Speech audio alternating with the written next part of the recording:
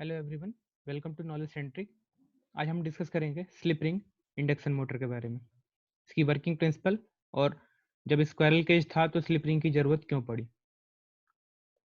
सबसे पहले ये डायग्राम आप बहुत क्लियरली देख लीजिए, क्योंकि ये मिसकंसेप्शन होता है हमारे माइंड में। देखो, स्क्वायरल केज में हमने कंडक्टर का बार लिया था, वहाँ पे कोई वाइंडिंग नहीं थी। ठीक है, स्क्वायरल केज में हमने कंडक्टर का बार लिया था, वहाँ कोई वाइंडिंग नहीं थी। स्लिप रिंग इंडक्शन मोटर में आपको वाइंडिंग दिख रही है, यानी कि यहाँ pay slip ring induction motor में हमें कॉपर की वाइंडिंग करनी होती है। ठीक है, ध्यान से, ये स्लॉट्स हैं, आपको ये अंडरस्टूड होगा, है ना। आपको यहाँ पे ये दिख रहा है, ये जो छल्ले जैसा रिंग जैसा जो दिख रहा है, ये वाला स्ट्रक्चर, 3 रिंग जैसे दिख रहे हैं, इसी को बोलते हैं slip ring. Slip ring, slip ring. ठीक है, अभी इसको और डिटेल में देखेंगे। अच्छा, ये जो यहाँ पे आपको ब्लैक सा दिख रहा है, इसी को बोलते हैं ब्रशेस। ब्रशेस, ये बना किसका होता है? कार्बन या ग्रेफाइट का। कार्बन या ग्रेफाइट का होता है, डीसी मशीन में आपने इसको पढ़ा होगा। तो इस डायग्राम को दिखाने का सिर्फ मेरा मतलब यही था, ध्यान से। स्क्वायरल केज में बार्स होते हैं कंडक्टर के, स्लिप रिंग में कंडक्टर की वाइंडिंग होती है। ठीक है, रोटर पे। आगे बढ़ते हैं, अब इसके बारे में डिस्कस करते हैं। अब production of high starting torque with slip ring, है ना भाई। स्टार्टिंग टॉर्क ही तो परेशान कर रहा था उस छोटे से क्यूट से मोटर में, है ना। जो हमारा स्क्वायरल केज था बेचारा बढ़िया सा, वहाँ पे स्टार्टिंग में प्रॉब्लम थी, इसीलिए हमने इसको डेवलप किया, है ना, स्लिप रिंग इंडक्शन मोटर। अब मैंने आपको बताया था इसके पिछले वाले वीडियो में कि प्रॉब्लम ये है कि स्टार्टिंग में वोल्टेज और करंट के बीच का जो एंगल है वो ज़्यादा है ना, जिसकी वजह से पावर कम मिल रही है, जिसकी वजह से हमें टॉर्क कम मिल रहा है। तो हम ऐसा करें, कैसे भी करके इस करंट का जो एंगल है या जो फेज जिससे लैग कर रहा है, कैसे भी करके इसको वोल्टेज की तरफ ले आए, सेम फेज में लाने की कोशिश करें। इसका मतलब हम क्या करें, कैसे भी करके अलग से एक रेजिस्टेंस लगाएं, क्योंकि रेजिस्टेंस के केस में क्या होता है, वोल्टेज और करंट सेम फेज में होते हैं, है ना। तो अब एक बार समझ लेते हैं पहले ये जो पैरास लिखे हुए हैं, फिर इसके बाद से डिस्कस करते हैं। To overcome the problem of starting torque, the slip ring induction motor comes into the picture, है ना, obviously. The working principle of stator, the working principle and stator construction of slip ring induction motor are exactly the same as the squirrel cage motor. मतलब मैंने आपको पिछले वाले lecture में बताया भी था, वर्किंग प्रिंसिपल दोनों का सेम है। मैग्नेटिक फील्ड होती है, 3 फेज की सप्लाई देते हैं, रोटेटिंग मैग्नेटिक फील्ड होती है, उसके अंदर कंडक्टर होता है, उस कंडक्टर पे पहले ईएमएफ इंड्यूस होता है, अगर सर्किट कंप्लीट होती है तो करंट फ्लो हो जाती है। अब करंट कैरिंग कंडक्टर है, मैग्नेटिक फील्ड के अंदर रखा हुआ है, तो उसके अंदर टॉर्क डेवलप हो जाता है ना। हमारा ये सिंपल सा फिनोमिना है 3 फेज इंडक्शन मोटर की वर्किंग का। दोनों दोनों के केस में सेम होता है। अच्छा देखो ध्यान से, यहाँ पे सिर्फ स्टेटर का कहा है उसने, स्टेटर का कंस्ट्रक्शन सेम है, लेकिन रोटर में चेंजेज है। However the rotor construction of slip ring motor is quite interesting, है ना। Instead of bars, it is you in this motor 3 windings are used, है ना। यहाँ पे हम क्या यूज कर रहे हैं, वाइंडिंग यूज कर रहे हैं। ठीक है, आप इस चीज को ध्यान ध्यान से समझिएगा। ठीक है, चलिए आगे बढ़ते हैं। अब भाई ये देखो, ये तो हमें दिख रहा है ना, लेकिन इसको किताब में कैसे, अपनी कॉपी में कैसे बनाएंगे, पेज पे कैसे बनाएंगे, तो ध्यान से समझना। देखो, ये हमारा वाइंडिंग है ना। अच्छा, इस वाइंडिंग जो रोटर की जो वाइंडिंग है, इसको हम सिर्फ और सिर्फ स्टार में कनेक्ट कर सकते हैं, है ना, क्योंकि यहाँ से हमें 3 वायर चाहिए। ठीक है, अच्छा, वाइंडिंग को हमने स्टार में कनेक्ट किया हुआ है। ठीक, तो अब ध्यान से समझना, ये जो आपको गोल सा जो बड़ा बढ़िया सा दिख रहा है ना, जब इसको हमें किस पे बनाना पड़ेगा, कॉपी पे बनाना होगा, तो हम सिर्फ ऐसा दिखाएंगे, ये स्टार जैसा वाइंडिंग। ठीक है, और इसी को बोलेंगे ये क्या है, रोटर है। ध्यान से समझना बच्चा। और यहाँ पे क्या क्या करेंगे, 3 स्लिप रिंग दिखाएंगे, जो आपको इसमें दिख रहा है। ठीक है, 3 स्लिप रिंग दिखाएंगे और एक एक वायर से क्या कर देंगे, सबको जोड़ देंगे। ठीक है, मेरा डायग्राम थोड़ा सा ऐसे ही खराब सा है, आप अंडरस्टैंडिंग समझिएगा। 3 वायर निकलेंगे स्टार कनेक्शन से, और तीनों को एक एक स्लिप रिंग से क्या कर देंगे, जोड़ देंगे। ठीक, और फिर इस स्लिप रिंग पे क्या लगा देंगे, ब्रशेस लगा देंगे। ठीक है ना। एक बार मैं आपको दिखा देता हूँ, ध्यान से देखो, यहाँ से वाइंडिंग आया, है ना। ठीक है, अब इस वाइंडिंग से देखो हमारी ये स्लिप रिंग है, ठीक, और इसके ऊपर ही क्या रखा हुआ है, ये ब्रशेस रखा हुआ है। अब तीनों वाइंडिंग का एक एक टर्मिनल ले आके और इससे कनेक्ट कर देंगे, ठीक है। आई होप आपको समझ में आया होगा कि ये तो हमें दिख रहा है ना, अच्छा सा दिख रहा है, लेकिन कॉपी पे ऐसे नहीं बना सकते, तो कॉपी पे हमें ऐसा बनाना पड़ेगा। ये जो आपको दिख रहा है ये डॉटेड लाइन में जो 3 वाइंडिंग RYB है ना, ये हमारा रोटर, और देखो उसने लिखा भी हुआ है specifically star connected rotor winding, ठीक है, ध्यान से समझना। Squirrel slip ring induction motor में जो हमारी वाइंडिंग होती है वो स्टार कनेक्टेड होता है, क्योंकि हमें 3 वायर बाहर निकालने हैं। अच्छा, 3 वायर जब हमने बाहर निकाल दिए तो उसको हम डायरेक्टली अब किससे कनेक्ट कर रहे हैं, ध्यान से देखो हम क्या कर रहे हैं, उसको स्लिप रिंग से कनेक्ट कर दिया। ये हमारा स्लिप रिंग है, रिप्रेजेंट करने का तरीका है स्लिप रिंग। अच्छा, स्लिप रिंग के साथ क्या लगा हुआ है, ब्रशेस लगा हुआ है। अच्छा देखो, हम ऐसा कर क्यों रहे हैं, इससे फायदा क्या है, ऐसी ऐसे मोटर बनाने से हमने वाइंडिंग को अलग से बाहर निकाल दिया है ना, वायर को।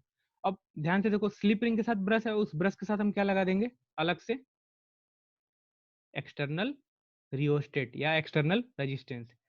अच्छा एक चीज समझो, परेशानी तो यही थी ना कि शुरू शुरू में वोल्टेज से करंट बहुत ज्यादा लैग कर रहा था। तो हमने अब क्या करेंगे, ध्यान से समझना। स्टार्टिंग जो मोटर है हमारा, मोटर का जो रोटर वाला पोर्शन है उसको बाहर निकाल दिया। रोटर के जो 3 वायर थे, तीनों वाइंडिंग के, उसको बाहर निकाल के उसको एक एक्सटर्नल रेजिस्टेंस से क्या कर दिया, कनेक्ट कर दिया। अब जब स्टार्टिंग में, जब हमें ऑब्वियसली स्टार्टिंग में क्या करना है, वोल्टेज से करंट सेम फेज में लगभग लगभग चाहिए अपने को, है ना। तो हम क्या करेंगे, स्टार्टिंग में पूरा का पूरा रेजिस्टेंस कनेक्ट किए रहेंगे। अच्छा, जैसे जैसे हमारा मोटर घूमने लगेगा तो आपको पता है फिर क्या हो रहा है, फ्रीक्वेंसी जो है वो क्या हो जा रही है, कम होने लग रही है। तो अगर फ्रीक्वेंसी कम होने लग रही है तो इंडक्टिव रिएक्टेंस भी कम होने लगेगा। इसका मतलब हमें रनिंग के कंडीशन में इस रेजिस्टेंस की जरूरत नहीं है, ये तो फिर परेशान, मतलब लॉसेस क्रिएट करेगा, है ना, परेशानी ही करेगा। तो हमें सिर्फ स्टार्टिंग में इस रेजिस्टेंस की जरूरत है, इसीलिए हम क्या लिए हैं, रियोस्टेट। शुरू शुरू में हम पूरा का पूरा रेजिस्टेंस कनेक्ट किए रहेंगे। जैसे जैसे हमारा मोटर घूमना स्टार्ट कर देगा, एक पर्टिकुलर स्पीड पे आ जाएगा, हम क्या कर देंगे, धीरे धीरे धीरे धीरे पूरा रेजिस्टेंस हटा देंगे। क्यों? क्योंकि रनिंग के कंडीशन में इंडक्टिव रिएक्टेंस परेशान नहीं कर रहा है, क्योंकि फ्रीक्वेंसी इतनी कम है। तो इंडक्टिव रिएक्टेंस ज्यादा परेशान नहीं कर रहा है, ठीक है। स्टार्टिंग में परेशान कर रहा है तो इसके लिए हमने क्या लगा दिया, स्टार्टिंग में रेजिस्टेंस, पूरा का पूरा रेजिस्टेंस लगा के कनेक्ट कर देंगे। और जैसे जैसे हमारा मोटर घूमना स्टार्ट कर देगा वैसे वैसे हम धीरे धीरे रेजिस्टेंस को कम कर देंगे और बिल्कुल जीरो कर देंगे रेजिस्टेंस।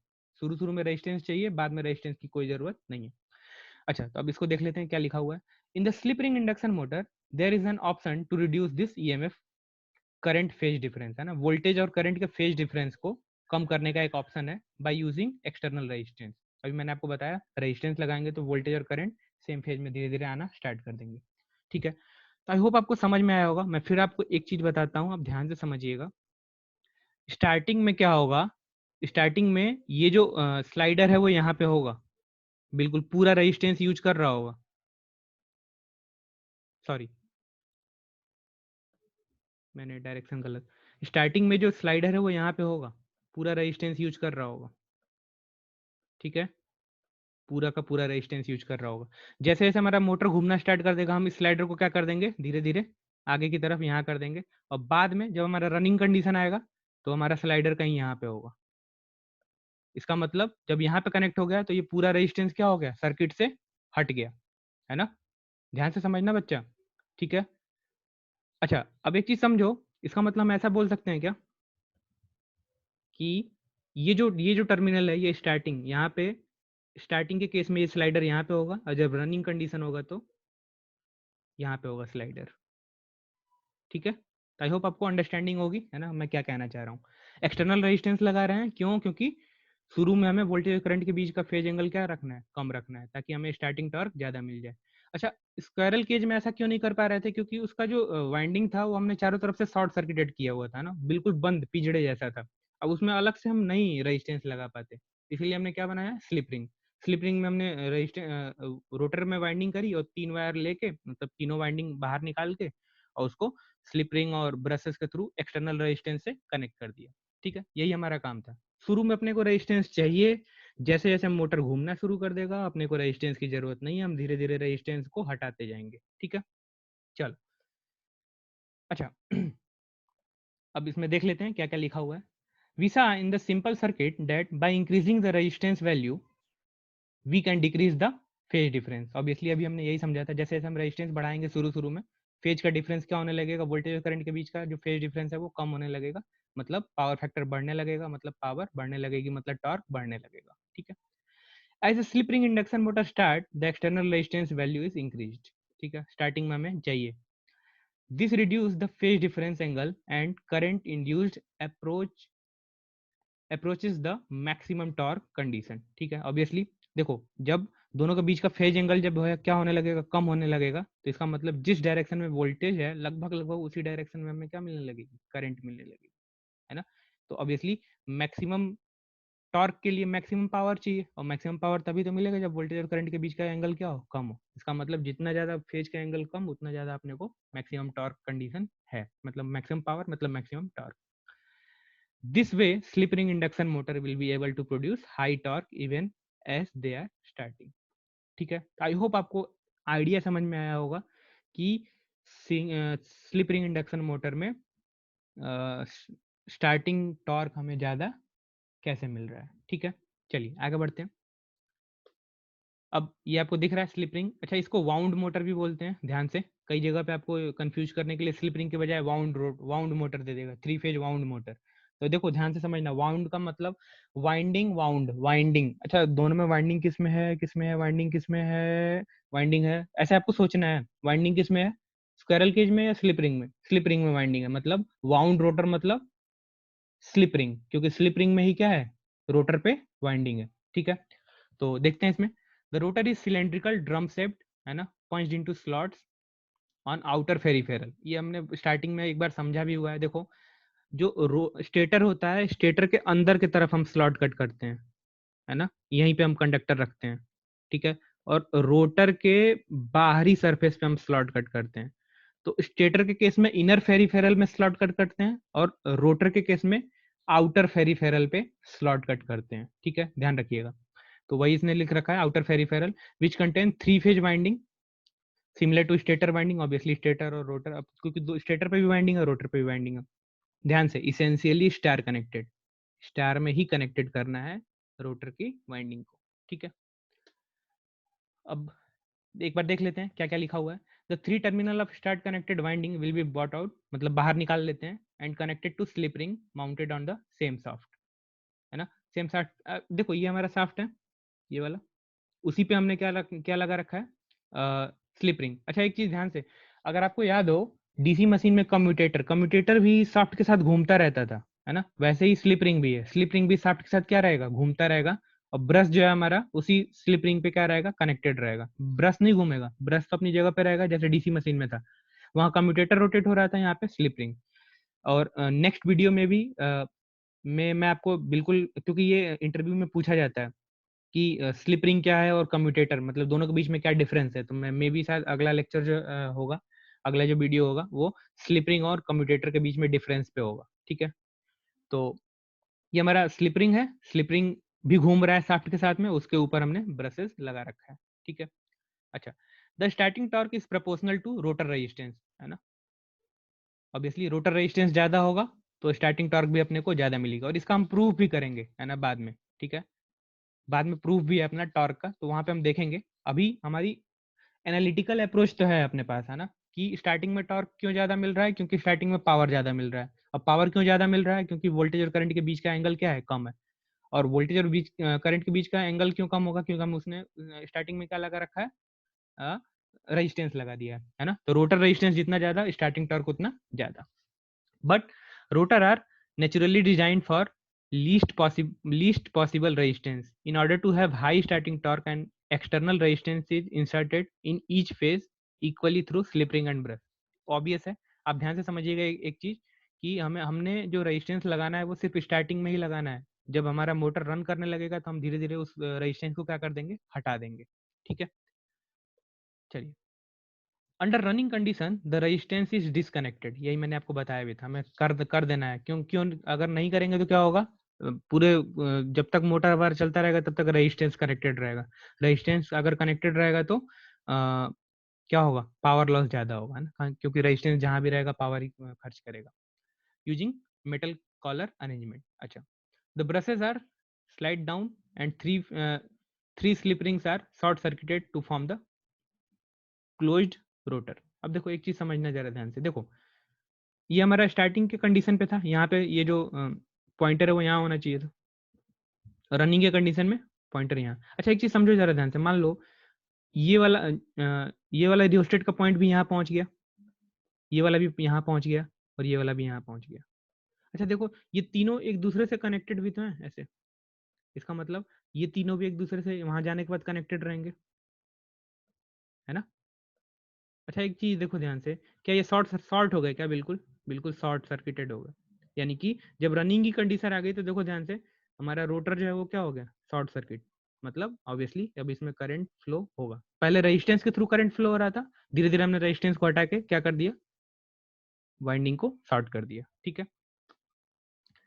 अच्छा तो यही इसने लिखा हुआ है कि जब रेजिस्टेंस बिल्कुल हट जाएगा तो ऑब्वियसली जब रेजिस्टेंस, पहले रेजिस्टेंस के थ्रू करंट फ्लो हो रहा था, अब रेजिस्टेंस को हमने हटा दिया तो हमारा जो 3 फेज की वाइंडिंग है वो बिल्कुल अब सिर्फ एक वायर से कनेक्टेड है। अगर वायर से कनेक्टेड है तो हम उसको शॉर्ट सर्किट बोल रहे हैं। अच्छा this is only use for high starting torque application, मतलब इसका हम सिर्फ वहीं यूज करेंगे जहां अपने को टॉर्क क्या चाहिए? हाई चाहिए। अब ध्यान ध्यान से ये चीज इंपॉर्टेंट है, around 90% of motor are squirrel cage type. ये जो छोटा सा अपना बढ़िया सा था बेचारा स्क्वायरल केज, इसी का यूज करते हैं 90% जगहों पे। सिर्फ 10% जगह पे क्या यूज करते हैं? Slip ring. मतलब स्लिप रिंग सिर्फ वहीं यूज करते हैं जहाँ पे हमें स्टार्टिंग टॉर्क हाई चाहिए। क्यों? क्योंकि स्लिप रिंग की रनिंग कैरेक्टरिस्टिक्स उतनी बढ़िया नहीं है ना, और स्क्वायरल केज का रनिंग कैरेक्टरिस्टिक्स बढ़िया है। तो हमें मान लो कहीं ऐसी जगह है जहाँ हमें स्टार्टिंग टॉर्क उतना ज्यादा मतलब नहीं है, लेकिन मोटर को बहुत देर तक चलाना है, तो हम वहाँ क्या यूज करेंगे? स्क्वायरल केज का। कहीं ऐसी जगह जहाँ पे स्लिप रिंग मतलब स्टार्टिंग टॉर्क बहुत हाई चाहिए, तो वहां पे हम यूज कर लेंगे स्लिप स्लिप रिंग का, है ना। और जहाँ पे हमें स्टार्टिंग टॉर्क बहुत ज़्यादा नहीं चाहिए लेकिन मशीन बहुत देर तक चलाना है, वहाँ यूज करेंगे स्क्वायरल केज का, है ना। अगर कुछ इधर का उधर हुआ हो तो वो आप अंडरस्टूड है ना, समझ लीजिएगा। अच्छा slip ring motor are expensive, महंगा है। कॉम्प्लिकेटेड डिजाइन, मतलब कॉम्प्लिकेटेड है, इट्स कॉम्प्लिकेटेड। अच्छा मेंटेनेंस ऑब्वियसली ब्रश लग गया है ना, तो ब्रश लग गया है तो बार बार देखना पड़ेगा, अरे ब्रश घिसा तो नहीं घिसा, है ना, घिस गया तो चेंज करो, मेंटेनेंस भी बहुत जरूरी है। अच्छा running characteristics is not good, है ना, मतलब स्क्वायरल केज के कंपेयर में इसकी रनिंग कैरेक्टरिस्टिक्स उतनी अच्छी नहीं है, इसीलिए हम 10% सिर्फ 10% जगहों पे इसका यूज करते हैं, ठीक है। तो ये हम मेरी तरफ से स्लिप रिंग इंडक्शन मोटर था। आई होप आपको एक बेसिक आइडिया मिला होगा स्लिप रिंग इंडक्शन मोटर का। Thank you.